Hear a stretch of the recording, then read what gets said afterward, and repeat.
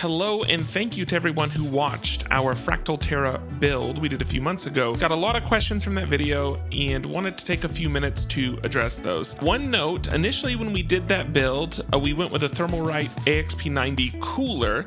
We did this because I did a bad job at understanding the manual. I thought that's all the room we had, and it turns out we had more room than that. So basically posted that video, and within a week we had upgraded it to the AXP120X67. Before we get into any numbers, when building a PC, people have different motivations. In our case, we wanted to knowingly sacrifice performance in order to have what we felt was a better aesthetic. We are curious if we're even getting a base level of performance out of this machine, or if we're like severely being throttled in all scenarios. So at idle with the sides down on the Terra case, the computer sits around 45C. Now this CPU has a max of 89C before it thermal throttles, so there's still a bit of headroom. So for the tests we did 10-minute stress tests in Cinebench 24, we did a multi-core, we did single core, and we did GPU, and then we also got a 3D Mark benchmark as well for the computer. So looking at the multi-core test, our average temp on our CPU is around 80C. In none of these tests did our CPU ever thermal throttle.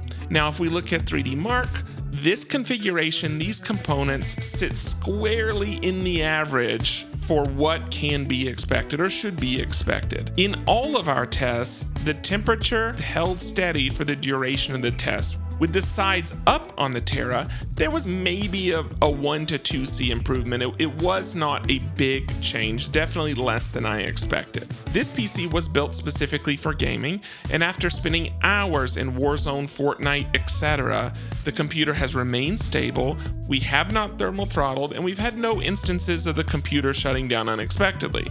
All of this said, we could absolutely push the hardware further. There is more performance to be gotten out of these components. However, I do not think the cooling would support it. I do consider where we are our comfortable max unless we decide to do away with the aesthetics, replace the case, and upgrade our cooling.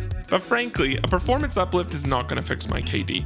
My render times are reasonable, and the whole setup gets a lot of compliments from friends, so I don't see myself upgrading any of this anytime soon. This will be the last video concerning the Fractal Terra, but if you have another case or another set of components that you're interested in seeing a build in, please drop a comment below, and I'll try to work it into my next one.